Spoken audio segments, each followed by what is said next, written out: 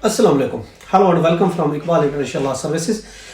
आज का जो हमारा लीगल लेक्चर है वो काइंड्स ऑफ एफिडेविट। एफिडेविट की कितनी इकसाम होती हैं, किस्में कितनी होती हैं, हल्फनामा की इकसाम के बारे में देख रहे हैं। काइंड्स ऑफ एफिडेविट देखिए, एफिडेविट कहते हैं कि कोई स्टेटमेंट जो कि वेरीफाई हो ओथ पे, उसको कहा जाता है एफिडेविट। यानी verified on oath statement is called affidavit, या फिर declare any statement on oath is called affidavit.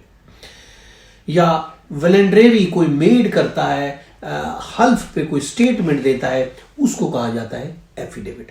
Proceeding के लिए, केस चलने के लिए एफिडेविट होना जरूरी है। ये एक लाजमी जुज़्व है। जो भी हम प्रोसीडिंग कोर्ट में फाइल करते हैं वो वेरीफाइड ऑन ओथ होना जरूरी है। कोई भी केस, कोई भी अपील, अगर कोई भी वो करते हैं तो वो वेरीफाई होनी चाहिए, डिक्लेरेशन होनी चाहिए, ऑन ओथ होना चाहिए कि ये सब चीज़ें दुरुस्त है। चाहे वो कोई, हम किसी किस्म की सिविल प्रोसीडिंग कर रहे हैं, रेंट प्रोसीडिंग कर रहे हैं, या फिर हम फैमिली प्रोसीडिंग करते हैं, तो उसमें एक एफिडेविट फाइल किया जाता है। उसके बगैर वो प्रोसीडिंग कंप्लीट नहीं होती, और इसलिए उसके कंटेंट को समझना जरूरी है, और वो कंटेंट ऑन ओथ होना भी जरूरी है। अगर वो कंटेंट ऑन ओथ है तो फिर वो एफिडेविट हमारा सही होगा। अब अगर हम बात करते हैं कि देखें एफिडेविट कितनी किस्म का होता है। एफिडेविट को अगर हम देखें, एफिडेविट ये एक लैटिन वर्ड है, लातीनी जबान है, जिसका मतलब है डिक्लेयर ऑन ओथ। यानी इसका एफिडेविट देने वाले को हम कहते हैं एफिएंट कहा जाता है। एफिडेविट जो देता है, यानी जो स्टेटमेंट ऑन ओथ देता है, उसको एफिएंट कहा जाता है, या दूसरे लफ्जों में हम उसको डिपोनेंट भी कहते हैं। जो ऑन ओथ स्टेटमेंट देता है, जो डिक्लेयर ऑन ओथ कोई चीज करता है, उसको कहा जाता है एफिएंट, या फिर डिपोनेंट उसको कहा जाता है।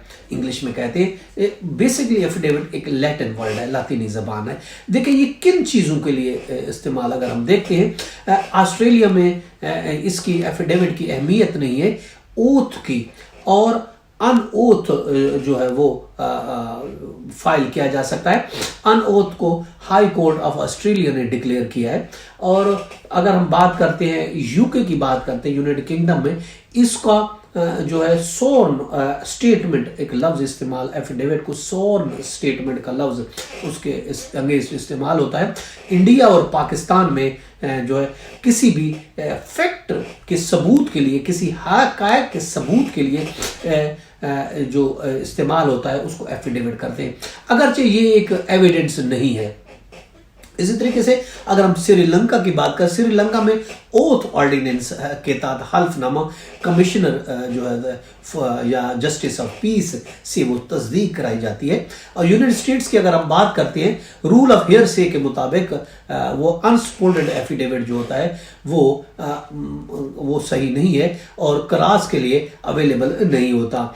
और इसकी हम अगर किस्मों की तरफ जाते हैं, जैसे मैंने बताया, एक एफिडेविट वो होता है जो कि प्रोसीडिंग के लिए इस्तेमाल होता है, सूट के लिए इस्तेमाल होता है, रिटन स्टेटमेंट के लिए इस्तेमाल होता है, यानी कोर्ट प्रोसीडिंग में अगर इस्तेमाल होता है, एक तो वो एफिडेविट होता है। एक एफिडेविट होता है डोमिसाइल का। जब हम डोमिसाइल बनाना चाहते हैं तो उसमें हम एक एफिडेविट देते हैं अपनी रिहाइश के बारे में, अपने फैक्ट्स के बारे में। और इसके अलावा एक एफिडेविट होता है हेयरशिप के बारे में। हेयरशिप के बारे में भी हम एक ऑन ओथ स्टेटमेंट जाते हैं कि ये हमारे लीगल हेयर्स हैं। और इसके अलावा हम शादी का भी एक एफिडेविट, एक किस्म शादी के एफिडेविट की भी होती है कि मैरिज के लिए, कि मैं फलां से मैरिज करना चाह रहा हूँ, आई एम द सिंगल। और इसी तरह का फिनेंशियल स्टेटस के लिए भी समटाइम हमें एफिडेविट देना पड़ता है। हम फलां की ये हमारे फाइनेंशियल स्टेटस है, मैं फलां को फाइनेंशियल हेल्प करूंगा, तो उसके लिए भी एक एफिडेविट तैयार होता है। और इसके अलावा सबने बिजनेस के लिए भी हम कोई, हमारा भाई ये बिजनेस है, सोर्स ऑफ हमारा ये काम है, हम किसी अपने बिजनेस के डिक्लेरेशन के लिए भी हम एक एफिडेविट देते हैं, वो बिजनेस एफिडेविट कहलाता है। इसके अलावा कोर्ट की वेरिफिकेशन के लिए भी एफिडेविट होता है, जैसे मैंने बताया, सूट के लिए, प्रोसीडिंग के लिए, रिटन स्टेटमेंट के लिए, कोई भी होता है वो भी होता है। और इसके अलावा एक एफिडेविट ये होता है किसी की डेथ के बारे में।